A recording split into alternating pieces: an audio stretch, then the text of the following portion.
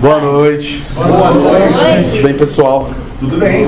Nós vamos apresentar a 17ª série, que é a Gênese Estática da Lógica. Então, nosso grupo vai começar com uma breve introdução sobre o livro, só para nós, como nós somos os primeiros, né, eu acho que é válido essa apresentação da obra. Então, um dos principais objetivos de Deleuze no livro Lógica do Sentido é exatamente fazer a distinção do sentido e da significação. Ou seja, toda vez que nós falamos de significação, nós falamos de algo que está sendo representado por um símbolo ou por algum signo ou alguma coisa do tipo. E o objetivo de Deleuze, através desse livro, é exatamente mostrar, através de Alice no País das Maravilhas, que a linguagem ela é extremamente limitada e que ela não representa muitas vezes a realidade. Então o sentido é aquilo que nos traz o contato com o mundo, é aquilo que nos traz o contato com a nossa realidade. E engraçado ele usar o termo lógica, porque a lógica ela não trabalha com a realidade, a lógica ela trabalha com possibilidades. Então, por exemplo, se eu falar para vocês imaginarem um unicórnio, logicamente um unicórnio ele é possível. Nós descrevemos como um quadrúpede com um chifre entre o focinho e é logicamente possível, porém o unicórnio não contempla a nossa realidade. O unicórnio não contempla o que nós temos exatamente como realidade, como verdadeiro. E é exatamente isso que Deleuze quer falar. Nem tudo que é lógico contempla aquilo que é a nossa realidade. Então essa é a dificuldade. Então, por exemplo, nós vemos em alguns diálogos com a Alice, né, então Humpty Dumpty, né, existem vários diálogos com ele que a Alice fala uma coisa e ele fala, não, mas e tal coisa. Por exemplo, é muito interessante quando eles estão falando sobre a idade, né, e aí ela fala, não, mas eu não posso pular a idade, né, que ele pergunta a idade dela e ela fala, 9 anos, e aí ele fala, nossa, mas essa idade, mas uma pessoa não pode pular, ele 2. Então tem esse jogo, né, e Deleuze usa exatamente isso, essa limitação da linguagem para mostrar que nem tudo que é lógico contempla realmente a nossa realidade. E aí quando nós entramos na experiência previsível do possível e a experiência real. Então nem tudo que está na nossa realidade, ele é lógico. E nem tudo que é lógico você consegue justificar com a sua realidade. Então esse é um grande problema da lógica. É você trabalhar com possibilidades e não trabalhar com a realidade. Então é esse o processo que nós vamos ver durante o livro de Deleuze. Ou seja, a estrutura objetiva do próprio conhecimento. Até mesmo trazendo a ideia de Saussure, do estruturalismo, de que a linguagem ela representa o que a pessoa tem, o que a pessoa consegue expressar, o que a pessoa consegue justificar. Se aquilo não faz sentido para a pessoa, não tem o porquê ela utilizar. Então, essa é a limitação que Deleuze apresenta durante toda a linguagem e é esse o jogo que ele faz entre a Alice e a lógica dos sentidos. A nossa parte é muito interessante porque, principalmente, o título, né? Então, Gênese significa origem. Estático, se nós pegarmos, por exemplo, um termo físico, nós trabalhamos com equilíbrio. Ou seja, o equilíbrio. Então, a origem do equilíbrio da lógica. Então, como eu falei para vocês, a lógica ela é formada de possibilidades. Então, eu consigo estruturar um argumento logicamente possível que não contemple a nossa realidade. Como, por exemplo, eu expliquei para vocês sobre o unicórnio. Então, ainda que ele seja logicamente possível, ele não contempla a nossa realidade. O que Deleuze está tentando explicar nessa parte é que nem tudo nós conseguimos garantir através de uma lógica. Principalmente porque, então ele trata os indivíduos como proposições analíticas infinitas. Infinitas no que elas exprimem, mas finitas na sua expressão clara. Então, quando nós tratamos de proposições, as proposições, elas são partes de um argumento que são assertivos para uma ideia que a linguagem está tentando representar. Ou seja, eu não trabalho com proposições fora de uma linguagem. Até porque é meio matemático, né? P, Q. Então, na lógica, nós trabalhamos dessa forma. P, Q, né? Se P é, então Q não é. Então, a lógica, ela trabalha muito com proposições que tentam exprimir a assertividade de um argumento que você está apresentando. E quando ele fala sobre a proposição ela vai fazer essa junção, digamos assim, do que você está tentando justificar. E quando ele fala que são proposições analíticas, ele faz uma distinção entre os indivíduos. Porque os indivíduos, ele não significa a Bárbara. Ele significa a classe, por exemplo. Ele significa a nossa sala. E não simplesmente a Bárbara, ou o Renan, ou o Lucas. O indivíduo, ele está num sentido coletivo. E quando ele fala de analítico, é interessante porque o analítico ele vai trabalhar com o conceito de predicado relacionado ao conceito de sujeito. O que é predicado? Vocês lembram na época da escola? O predicado é aquilo que explica ou dá um significado para o sujeito. Então ele fala exatamente isso. Você consegue exprimir, através dos indivíduos, o conceito individual e não simplesmente conjunto de um predicado. Ou seja, você consegue justificar, você consegue associar o que é ao indivíduo, quando você trabalha em um coletivo. Por exemplo, vou explicar para ficar um pouco mais claro. Por exemplo, eu consigo falar que nessa sala nós temos pessoas, né? Nós trabalhamos com alunos, com estudantes. Então, é um conceito que está relacionado ao sujeito, porque isso é uma realidade. Então, o predicado é estudante, o sujeito somos nós. Então, isso a gente consegue definir. Por isso que ele trabalha exatamente dessa forma, falando que elas são analíticas, ou seja, o predicado, o conceito de predicado é relacionado ao conceito de sujeito. Porém, ele fala que nós somos infinitos no que nós exprimimos. Então, dentro dessa sala, nós temos diversas formas de pensamento, de vida, de atitude, e isso é infinito dentro dessa sala. Porém, nós somos finitos na nossa expressão clara. Ou seja, você não consegue entender claramente o porquê que a Bárbara age dessa forma, ou porquê que a classe age dessa forma em formas de debate. E quando ele fala de pessoas, as pessoas elas fazem os indivíduos. Então nós trabalhamos de um macro para um micro.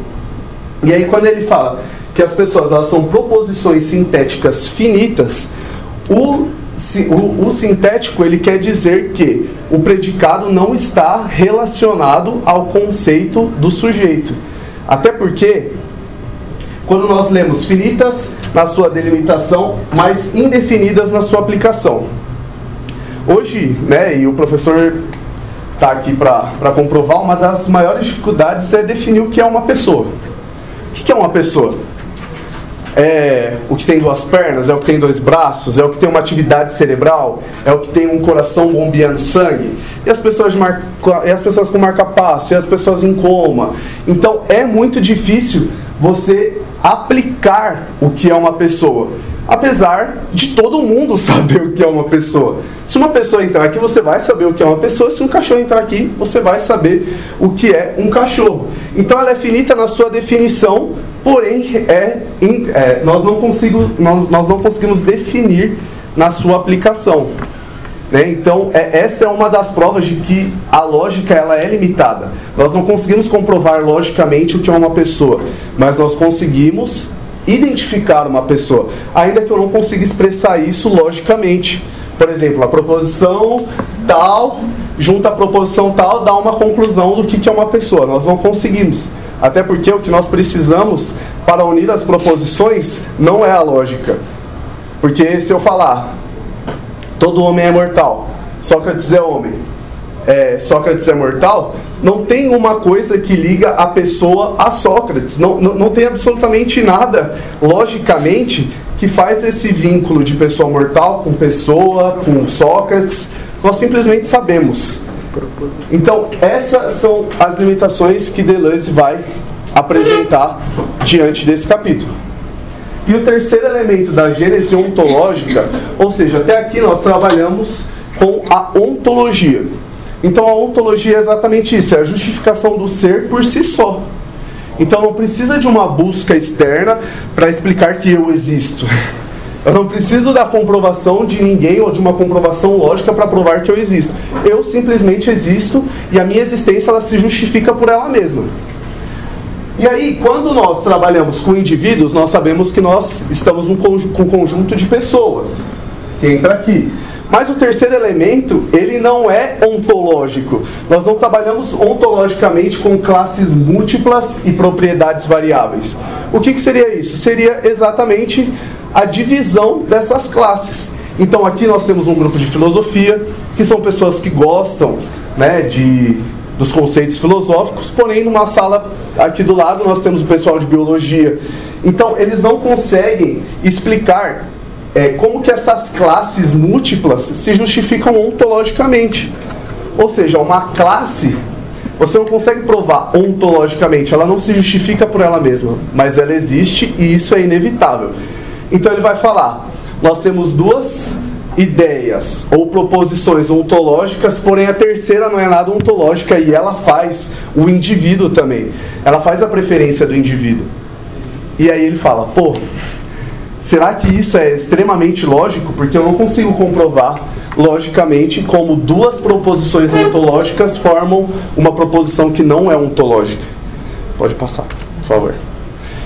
E aí ele vai fazer uma tripartição. Ele vai falar que os indivíduos eles são designados. Ou seja, dentro de uma estrutura, nós temos um professor, nós temos um aluno que se destaca em alguma coisa, nós temos outro aluno que se destaca em outra coisa, que são designações de acordo com o próprio indivíduo, mas dentro de um conjunto, não isoladamente. Mas essa designação, ela vai trazer uma manifestação do indivíduo, a sua preferência, aquilo que você gosta, aquilo que você faz, aquilo que você tem de melhor, que é a pessoa como a manifestação, como aquilo que ela exprime, como aquilo que ela mostra para todo mundo. E as classes múltiplas ou propriedades variáveis, elas são a significação disso. Ou seja, eu atribuo, por exemplo, os cristãos a uma classe. Eu atribuo, por exemplo, os stalinistas a uma outra classe, os nazistas a uma outra classe. Então são classes que dão um significado para a pessoa. E essas três coisas estão totalmente ligadas uma à outra.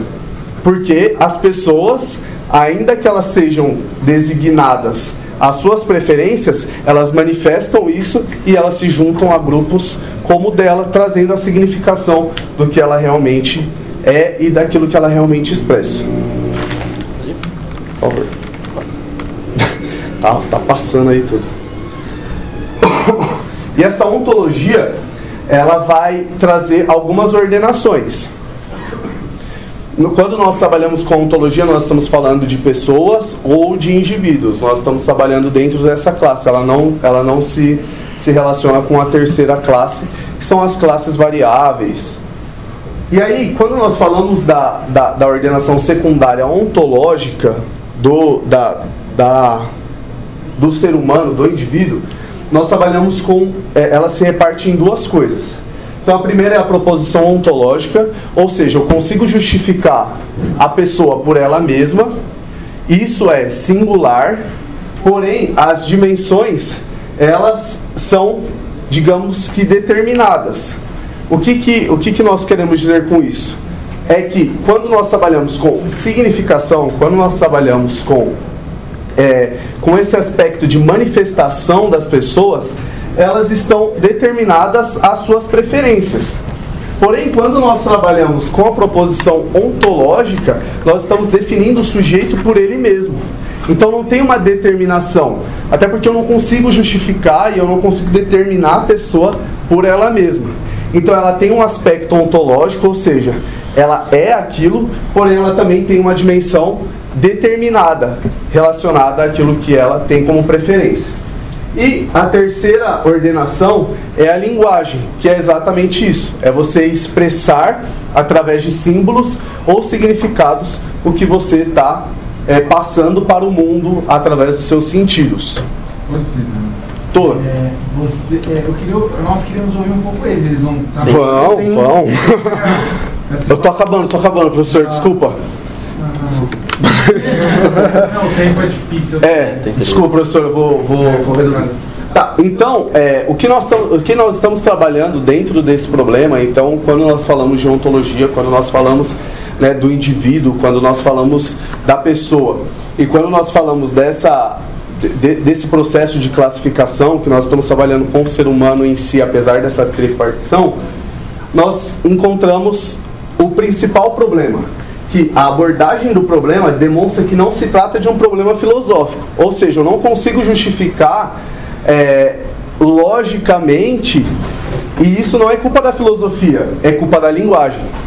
Então, por exemplo, é o que foi abordado inclusive por Wittgenstein, por várias pessoas que falaram da linguagem, que o problema não é filosófico, mas é a limitação da linguagem. Por isso que nós não conseguimos exprimir muitas coisas. Por isso que eu não consigo justificar essas três características do sujeito logicamente. E aí nós temos o topos, né? Ou topos, que é exatamente essa base da argumentação. E nós temos o aion, que é algo que não tem um tempo linear, que não abrange um tempo certo.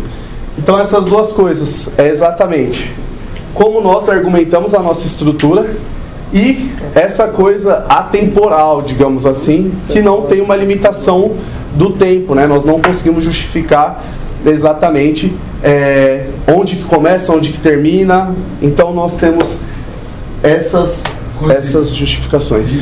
Esse topos é um lugar. Isso. O aion é um movimento, uma coisa que não tem um lugar pré-determinado. O topos é um lugar determinado. Ah, tá. Topos é um lugar. Topos em grego é lugar. Né? Uhum. Não é uma base. Pode ser uma base, um lugar. Uma base. É uma fundamentação. Né? Um lugar. Um lugar onde as coisas acontecem. Perfeito. Sei lá. Bom, deixa eu sentar. Sem lugar.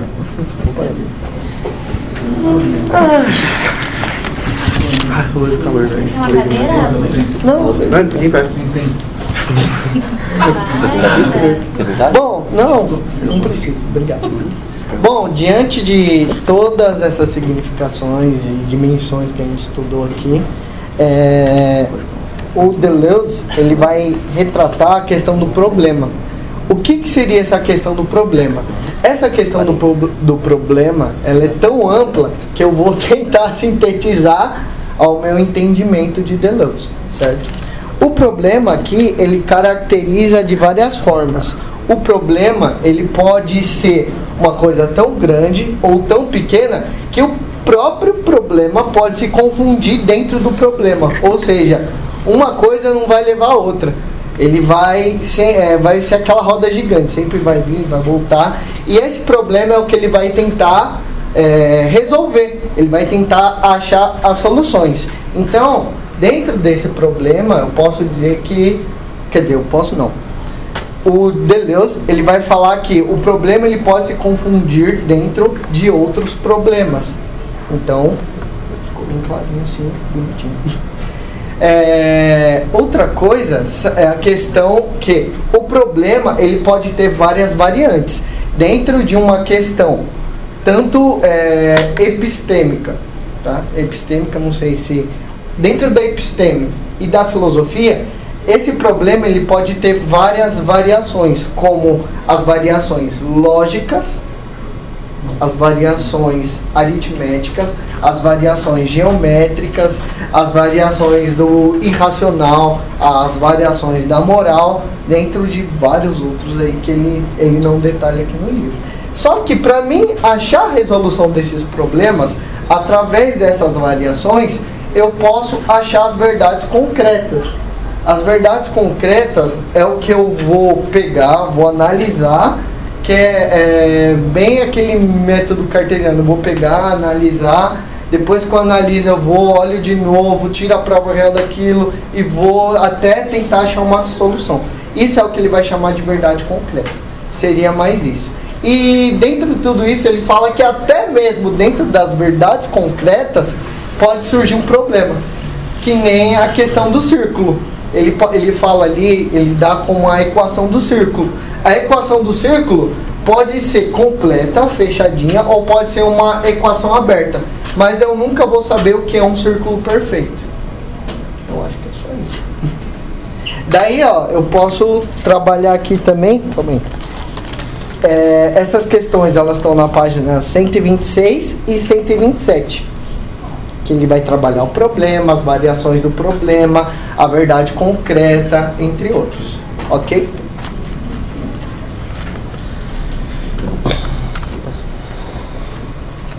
Bom, voltando ao problema, né? De novo.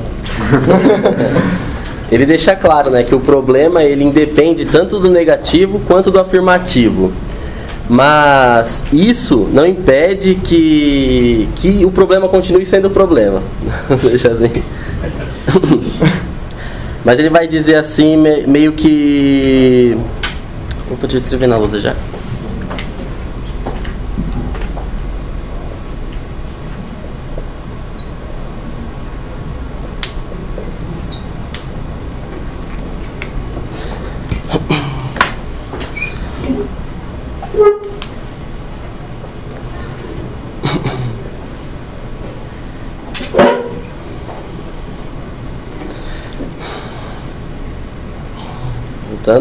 Eu vou ler primeiro o trecho em que ele diz isso e daí, consequentemente, eu falo.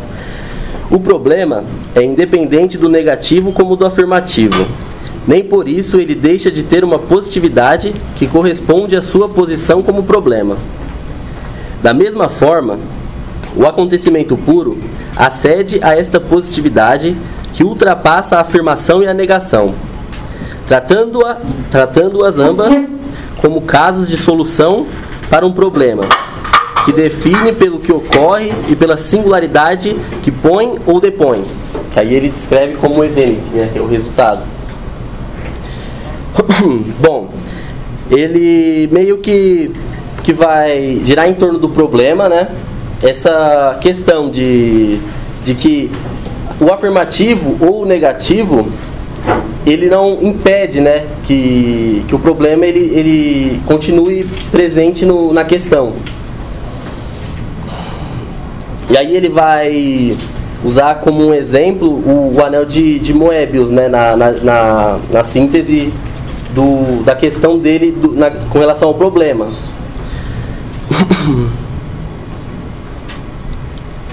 E aí ele vai falar assim: somos levados a dissociar as duas noções de duplo e de neutralidade.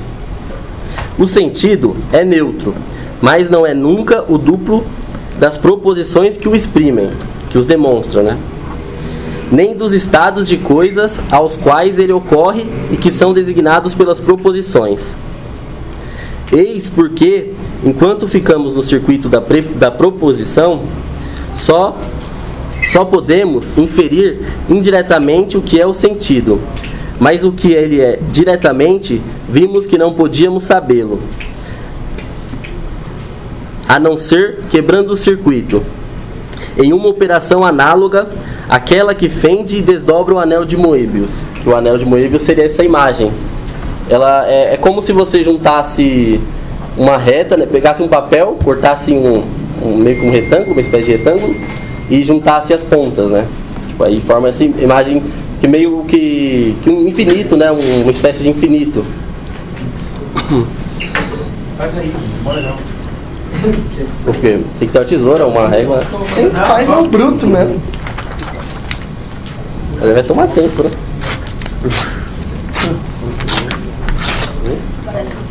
Vou continuar falando, depois a gente vê isso. Bom, e aí ele vai falar também dos corpos e do sentido, né? E o sentido, né? Que ele vai meio que explicar que que mesmo havendo uma mistura dos corpos, isso não altera no sentido, no caso da linguagem, né?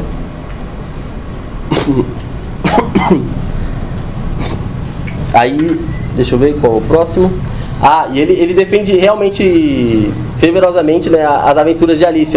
Pelo menos, né, nesse capítulo ele fala, né, que é muito importante você ler as aventuras, e ele usa muito a questão do que ela vive ali, né, tipo, das mudanças, dos afetos, dos acontecimentos que acontecem com ela, que ela fica grande, fica pequena. E ele ressalta assim, Alice. O que ele ressalta, né, no Alice, né? Suas diminuições e seus crescimentos, suas obsessões alimentares e enuréticas, seus encontros com as esferas, a superfície não é nem ativa nem passiva. Ela é o produto das ações e das paixões dos corpos misturados. Pertence à superfície o sobrevoar seu próprio campo. Impassível, indivisível, como estas lâminas finas e contínuas de que fala Plotino. E Plotino fala de tal forma: que um líquido impregna e atravessa de uma a outra face. Isso dá para perceber, né? É perceptível através do próprio símbolo do anel de Moebius, né? Que por ele ser ilimitado, digamos assim, você vai ter sempre um vai e volta. Até chegar... Opa, tem mais um, né? Opa, passou. Na parte do campo transcendental, que seria a superfície metafísica, né?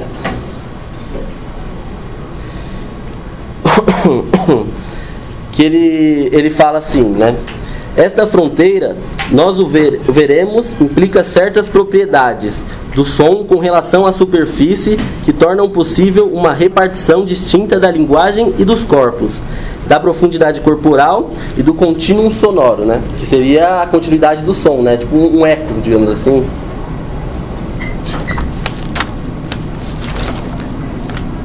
E ele meio que finaliza, né? Falando a respeito do sentido, que o sentido ele é como um forro. E aí ele vai tecer, né?